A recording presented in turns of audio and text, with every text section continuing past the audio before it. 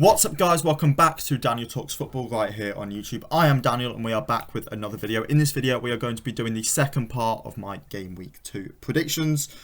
Before I do get into the video, please make sure you like the video, comment down below and also subscribe to the channel. We're hopefully pushing for 100 subs for the end of the year. It's going to be very tight, but if one video goes viral, who knows. So please do hit that big red button. There's been a lot of content coming out on the channel recently. There were 2 videos that came out yesterday and there's been a video every single day this week at the minimum, sometimes 2. So please do make sure you check out all of the content on the channel. Also go over and follow the Instagram and the TikTok, Daniel Talks Football on both. Right, as I said, we are going to be doing my...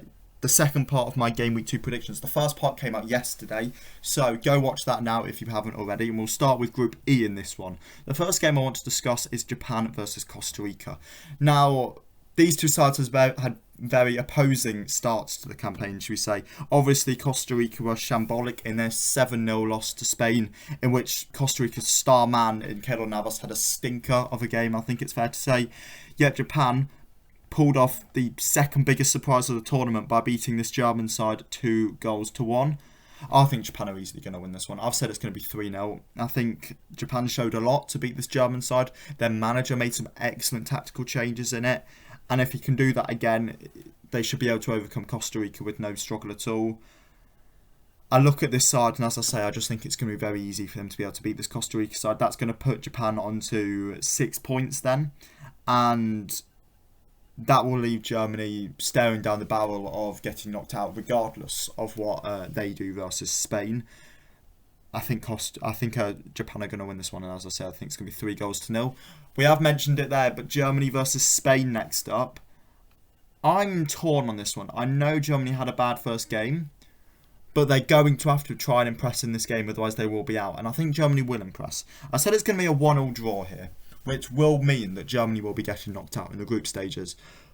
But I just can't see a way back from them now after that Japan loss, especially with this game versus Spain. I think it's going to be 1-1. I thought Spain were excellent versus Costa Rica, but it's hard not to be. It's one of them where it was a mix of Spain being good and Costa Rica being bad. Spain don't have a big number 9, and I felt like that could cost them in this game. I can see them possibly spurning some big chances and just not being able to put Germany away. I think it's going to be a 1-1 draw, and I think it's going to leave Germany getting knocked out at the groups, which is a shock to everyone, I think. I mean, Spain would be on 4 points, so I guess if Germany then went to beat Costa Rica by a load, they could maybe still stay in. But I can't see it happening. I do think Germany are going to be getting knocked out. Moving on to Group F now. And the first game in Group F is Belgium versus Morocco. Again, these sides had differing first games. Morocco with a 0-0 draw to Croatia, with Belgium beating out Canada 1-0 very luckily.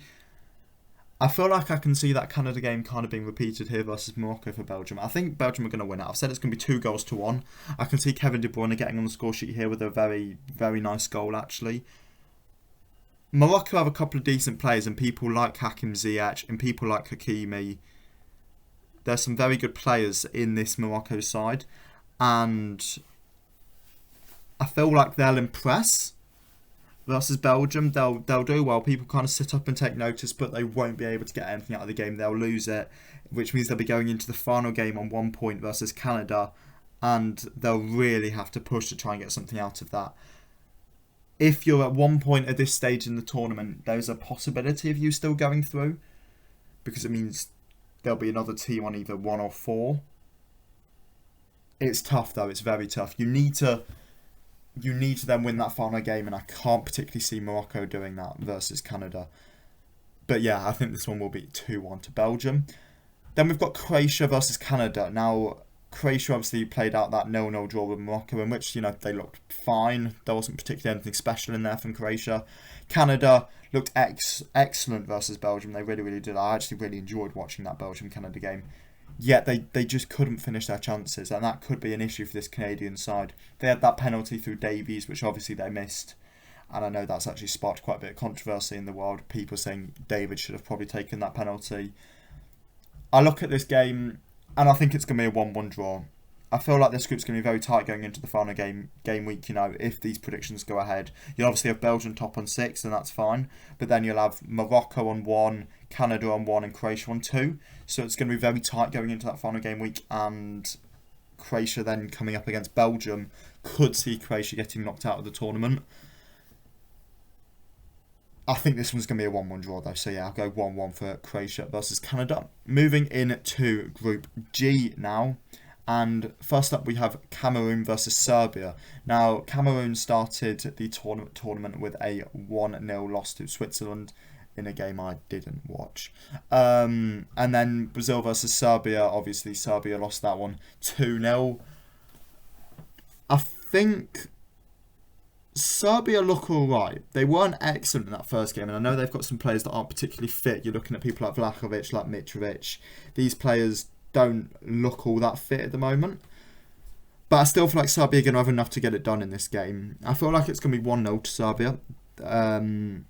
Cameroon don't look excellent to me. I look at the Cameroonian team sheet and it doesn't scream class to me. People like Onana and Zambo Anguissa are good players, same with Choupo-Moting.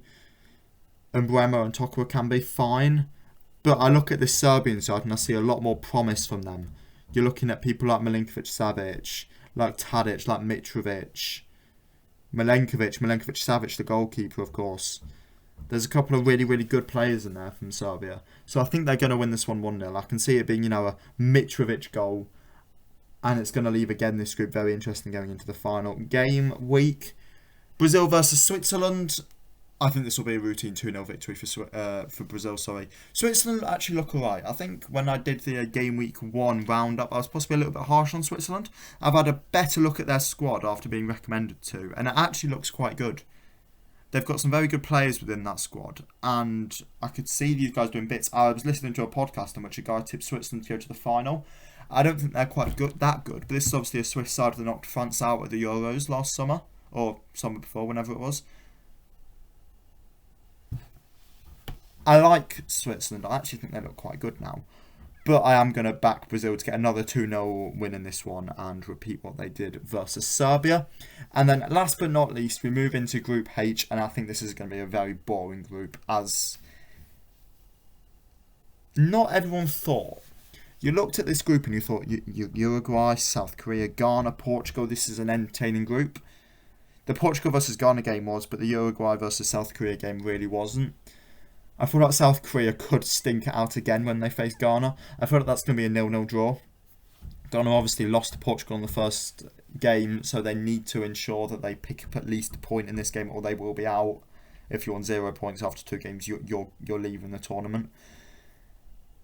I feel like Ghana will pick up a point here. Same with South Korea. That means South Korea will be going on to the final game week with 2 points, with a semi-decent chance to qualify.